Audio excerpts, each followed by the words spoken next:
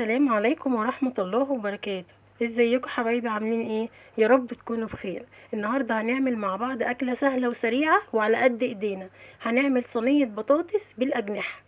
معانا بطاطس، معانا اجنحه، معانا بصل متقطع شرايح زي ما احنا شايفين، معانا فلفل، معانا طماطم مكعبات، ومعانا ملح وفلفل اسود، بس مش اكتر من كده. جبنا هنا صينيه، نزلت عليها بالبصل، بعد كده هحط عليها الملح والفلفل الاسود. ملح وفلفل اسود يا جماعه، يعني الموضوع كله مش كبير، موضوع بسيط وسهل جدا ان شاء الله، ان شاء الله على قد ايديكم.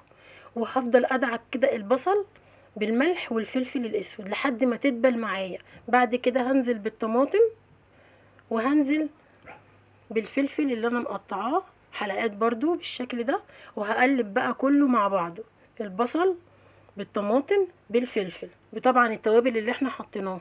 بعد ما اقلبه كده بالشكل ده كله واتاكد ان كله اتقلب مع بعض، هقوم جايبه طبق وهاخد شويه من الخلطه دي، هاخد شويه كده في الطبق من الخلطه دي علشان طبعا اتبل بيها الاجنحه بتاعتي، وبرده هحطها على الوش، على وش الصينيه. هجيب بقى هنا البطاطس بتاعتنا، وهقلب بقى البطاطس كده كلها علشان تشرب من كل التتبيله الحلوه دي وتاخد الطعم، وبرده تاخد لون حلو من الطماطم. ولا هنحط عليها ميه ولا اي حاجه، هي الطماطم هتنزل العصاره بتاعتها، هتسوي البطاطس والاجنحه بتاعتنا. خلاص قلبناها كده مع بعض.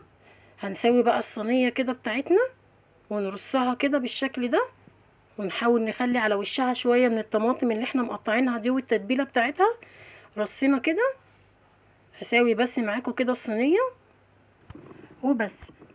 هجيب بقى طبق عشان طبعا نتبل الاجنحه بتاعتنا. هحط كده فيه الخلطه اللي احنا شلناها، الشويه اللي احنا شلناهم على جنب، وهنزل بيهم، وهنزل بالاجنحه على الخلطه دي. بعد كده هقلب بقى كله مع بعضه علشان الاجنحه بتاعتي تتبل وفي نفس الوقت تشرب من كل ده. كده اتأكدنا ان خلاص الاجنحة بتاعتنا اتبلت كويس. هنبدأ بقى نرصها كده على وش الصينية بالطريقة دي. طريقة سهلة وبسيطة يا جماعة والله، وما فيهاش اي حاجة. حبايبي بقى اللي ما اشتركش في القناة يشترك ويعمل لايك عشان يوصلوا كل فيديوهاتنا.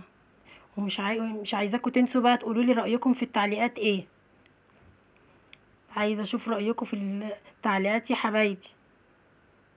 واللايك يا حبايبي ما تنسوش. رصينا كده كل الاجنحة بتاعتنا. هنعمل ايه بقى؟ هنحط بقى على الوش الحلو ده التتبيلة بتاعتنا، وبعد كده بقى هناخدها كده على البوتاجاز، نديها غلوتين فوق البوتاجاز عشان نساعد الفرن بتاعتنا انها تشتغل عليها بسرعة.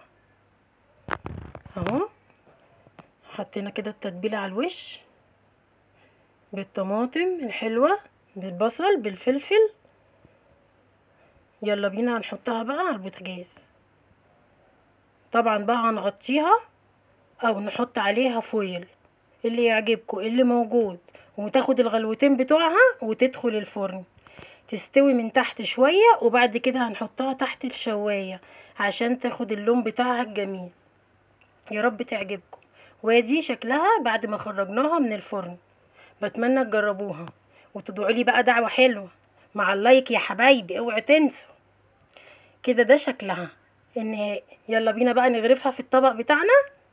وكده غرفناها في الطبق بتاعنا، ايه رأيكم؟ تنسوش بقى تشتركوا في القناة وتفعلوا الجرس وتعملوا لايك عشان يوصل لكم كل فيديوهاتي. يا رب تكون الوصفة النهاردة كانت سهلة وعلى قد ايديكم.